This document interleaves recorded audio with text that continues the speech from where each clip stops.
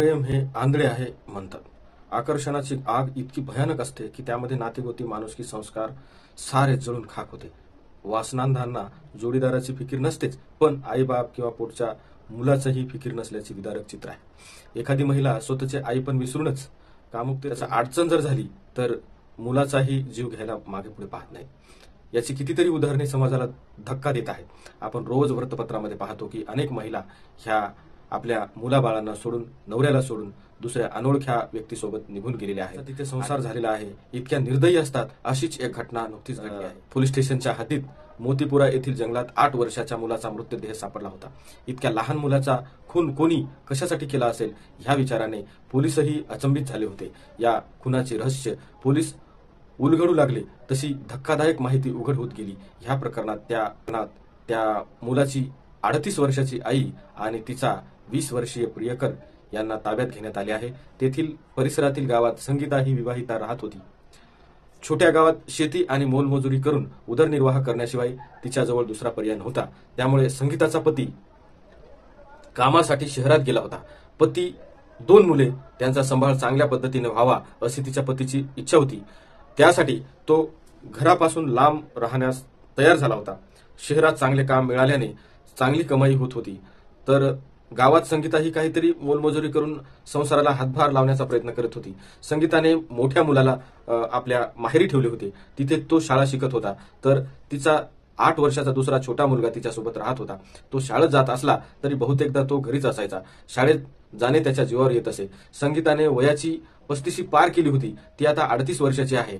जबाबदाऱ्यातून मुक्त झालेल्या संगीताच्या मनात वासनेचा खेळ रंगत होता, पण प्रत्यक्षात मात्र शरीर सुख मिळत नव्हते, कारण तिचा पती कामानिमित्त परगावी होता. ती एकटी असते हे लक्षात आल्याने काही नीच कामांध तिच्यावर नजर ठेवून होते. 20 वर्षाचा व्यक्ती तिच्या दुप्पट वयाच्या संगीतावर त्याची नजर गेली होती.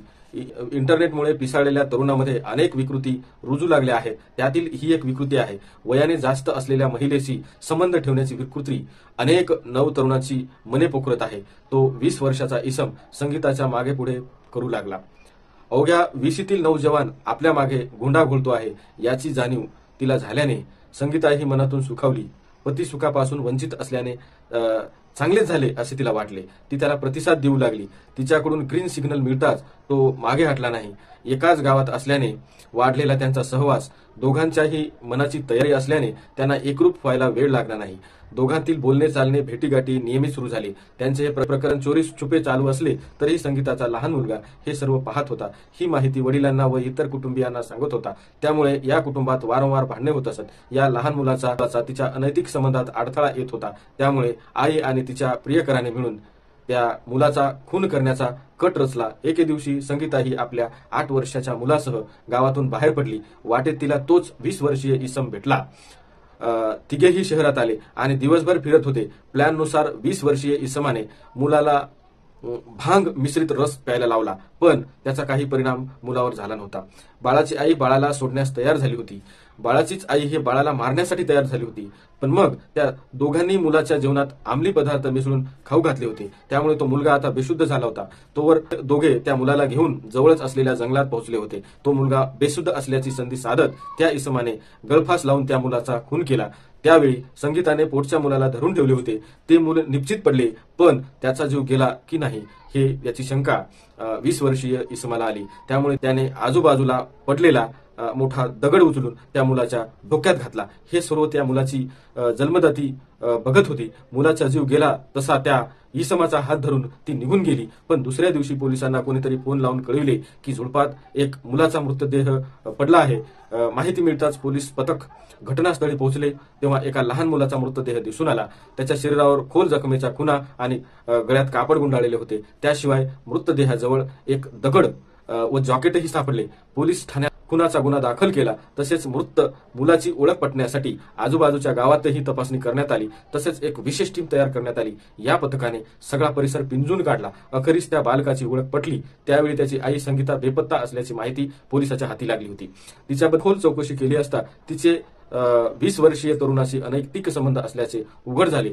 तिनेच त्याला बोलविले होते आणि तिनेच केला होता आपल्याच बाळाचा खून. पोलिसांनी त्या दोघांनाही अटक केली आणि त्यांच्यावर 302 चा गुन्हा दाखल केला. तिनेच खून केला हे सिद्ध झाले. आता 302 म्हणजे काय, 302 या कलमाची काय पनिशमेंट होते, कायद्यामध्ये काय तरतूद आहे याबाबतचा एक व्हिडिओ आहे. त्या व्हिडिओची लिंक यामध्ये मी देत आहे डिस्क्रिप्शनमध्ये. मला हात जोडून विनंती करायची आहे की असे कृत्य कोणीही करू नका, कारण जे हे कृत्य करणारे आहेत ते जेलमध्ये जातील, परंतु त्यांच्या मुलं शाळेत शिकत असलेल्या मुलांचं काय भविष्य होणार, त्या मुलाच्या वडिलांचे काय होणार, त्याने मुलाचे शिक्षण संगोपन आता यापुढे कसे करायचे, त्याच्या संपूर्ण आयुष्यात अंधारच अंधार. त्यामुळे असे करताना जरा डोक्याचा वापर करा. अशा प्रकारचे पाऊल टाकण्याआधी 10 वेळा आधी विचार करा, जेणेकरून विचारांती अशा घटना टळल्या जातील. धन्यवाद.